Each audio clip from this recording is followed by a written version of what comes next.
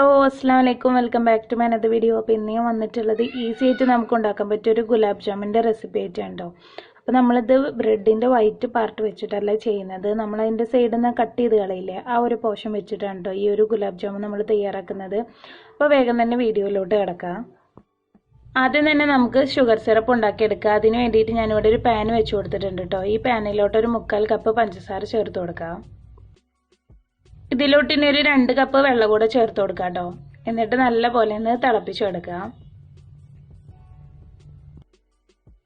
ഇതിലോട്ട് ഇനി ഫ്ലേവറിന് വേണ്ടിയിട്ട് 2 ഏലക്കായ ചേർത്ത് കൊടുക്കുന്നുണ്ട്. അതേപോലെ തന്നെ 2 ഗ്രാമ്പൂ ഇട്ട് കൊടുക്കുന്നുണ്ട്. ഇനി ഒരു നാരങ്ങയുടെ ഇലയാണ് കേട്ടോ ഞാൻ ചേർത്ത് കൊടുക്കുന്നത്. ഇതില്ലെങ്കിൽ ചെറുനാരങ്ങ ഉണ്ടെങ്കിൽ അതിൻ്റെ കുറച്ച് ജ്യൂസ് ഒഴിച്ചു കൊടുത്താലും മതി കേട്ടോ. ഒരു 1.5 ടീസ്പൂണോളൊക്കെ ഒഴിച്ചു കൊടുത്താൽ മതിയാവും. ഇനി ഇത് നല്ല പോലെ തന്നെ ഒന്ന് തിളപ്പിച്ചെടുക്കാം. അപ്പോൾ ഇനി നമുക്ക് ഇതൊന്ന് പൊടിച്ചെടുക്കണം. അപ്പോൾ നമ്മൾ ബ്രെഡിൻ്റെ സൈഡിൽ നിന്ന് മാറ്റിയെടുക്കുന്ന ആ ബ്രൗൺ പോർഷൻ ഇല്ലേ, അതാണിത് കേട്ടോ. ഇത് ഞാൻ ബ്രെഡ് പോൾ ഉണ്ടാക്കിയ ടൈമിൽ മാറ്റി വെച്ചിട്ടുള്ളതാണ്. അപ്പോൾ ഇത് നല്ല പോലെ ഒന്ന് പൊടിച്ചെടുക്കുക. ഇനി അപ്പോഴത്തേക്കും ഷുഗർ സിറപ്പൊക്കെ ഇവിടെ നല്ല പോലെ തന്നെ റെഡി വന്നിട്ടുണ്ട് കേട്ടോ. നല്ല പോലെ തിളച്ചിട്ടുണ്ട്. ഇനി നമുക്ക് ഫ്ലെയിം ഓഫ് ചെയ്തതിന് ശേഷം ഇതിൽ നിന്ന് ആ ഒരു നാരങ്ങയുടെ ഇലയും ഗ്രാമ്പും അതേപോലെ ഏലക്കായൊക്കെ ഒന്ന് എടുത്ത് മാറ്റാം കേട്ടോ. ഇതിനി ഒരു സൈഡിലോട്ട് മാറ്റി വെക്കാം കേട്ടോ. അപ്പോഴത്തേക്കും നമുക്ക് ആ ബ്രെഡൊക്കെ ഒന്ന് ഫ്രൈ ചെയ്തെടുക്കാം.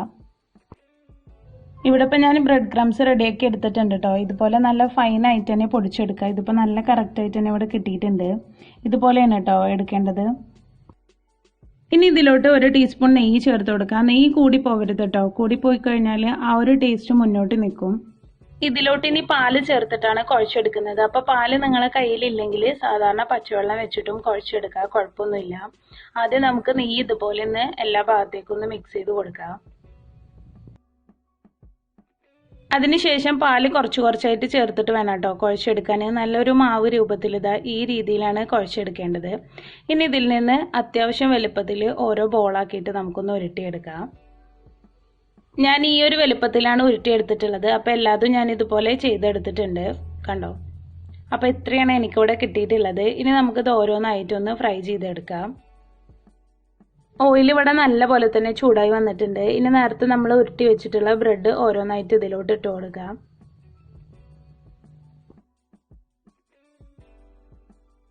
ഇനി ഇതൊരു ബ്രൗൺ കളർ ആവുന്നത് വരെ ഒന്ന് ഫ്രൈ ചെയ്തെടുക്കാം.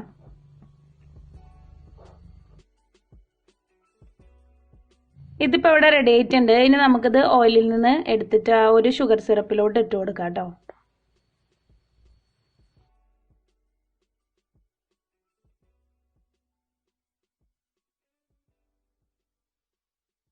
ഞാനിവിടെ ഷുഗർ സിറപ്പിലോട്ട് ഇട്ട് കൊടുത്തിട്ടുണ്ട് കേട്ടോ. ഇനി ബാക്കിയുള്ളതും കൊണ്ട് നമുക്ക് ഇതുപോലെ ഫ്രൈ ചെയ്തിട്ട് ഇതിലോട്ട് ഇട്ട് കൊടുക്കാം. അപ്പം ഞാൻ ഷുഗർ സിറപ്പ് വേറൊരു പാത്രത്തിലോട്ട് മാറ്റിയിട്ടുണ്ട് കേട്ടോ. ആ ഒരു പാത്രത്തിന് വല്ലാതെ കുഴിയില്ലാത്തോട്ട് നമ്മളുടെ ഗുലാബ് ജാമുൻ അതിൽ മുങ്ങി കിടക്കുന്നില്ല. അപ്പോൾ ഈ ഒരു പാത്രത്തിലോട്ട് ഞാൻ മാറ്റി കൊടുത്തിട്ടുണ്ട് കേട്ടോ. ഞാനിവിടെ ഫുള്ളും ഫ്രൈ ചെയ്തെടുത്തിട്ടുണ്ട്. ഇനി ഈ ഒരു ഷുഗർ സിറപ്പിൽ നല്ല പോലെ ഒന്ന് സോക്കാൻ വേണ്ടിയിട്ട് നമുക്ക് കുറച്ച് നേരം ഇതുപോലെ ഒന്ന് അടച്ചു വെക്കാം കേട്ടോ. ഞാനിവിടെ അരമണിക്കൂറിൽ കൂടുതൽ വെച്ചിട്ടുണ്ട് കേട്ടോ. അതിനുശേഷം ഫ്രിഡ്ജിൽ വെച്ചിട്ടൊന്ന് തണുപ്പിച്ചെടുത്തിട്ടുണ്ടായിരുന്നു. തണുപ്പിച്ചാൽ കൂടുതൽ ടേസ്റ്റാണ്. ഇനി നമുക്കിത് സെർവ് ചെയ്യാനുള്ള ബൗളിലോട്ട് മാറ്റി കൊടുക്കാം. അപ്പോൾ ഇതിൽ ചെറുതായിട്ട് ഇങ്ങനെ ഒരു വൈറ്റ് പൊടി പോലെ കാണുന്നില്ലേ, അത് നമ്മൾ ഫ്രൈ ചെയ്തിട്ട് നേരെ ഇതിലോട്ട് അങ്ങിടുമ്പോൾ കുറച്ച് ഓയിൽ ഇതിലോട്ടാവും. അപ്പോൾ അതിൻ്റെ ഒരു ഇത് ഫ്രിഡ്ജിൽ വെച്ചപ്പോൾ ഒന്ന് കട്ടായിട്ടുള്ളതാണ് കേട്ടോ. വേറെ പ്രശ്നമൊന്നുമില്ല.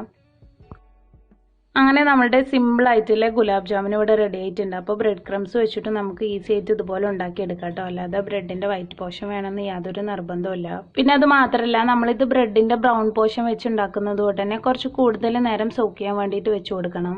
സാധാരണ വൈറ്റ് പോർഷൻ വെച്ച് ഉണ്ടാക്കുകയാണെങ്കിൽ 10 മിനിറ്റൊക്കെ മതി നമുക്കിത് സോക്കായി കിട്ടാൻ വേണ്ടിയിട്ട് കേട്ടോ. പക്ഷേ ഇത് നമ്മളൊരു അരമണിക്കൂറെങ്കിലും സോക്ക് ചെയ്യാൻ വെച്ചാലാണ് നല്ല സോഫ്റ്റായിട്ട് കിട്ടുള്ളൂ.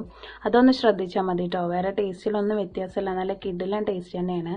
അപ്പോൾ നിങ്ങളെല്ലാവരും ഇതുപോലെ ട്രൈ ചെയ്ത് നോക്കിയിട്ടില്ലെങ്കിൽ തീർച്ചയായിട്ടും ഒന്ന് ഉണ്ടാക്കി നോക്കുക. നിങ്ങൾക്ക് എന്തായാലും ഇഷ്ടമാവും കേട്ടോ. അപ്പോൾ ഇൻഷാല്ലാ ഇതുപോലെ നല്ലൊരു വീഡിയോ ആയിട്ട് കാണുന്നവരേക്കും ബൈ.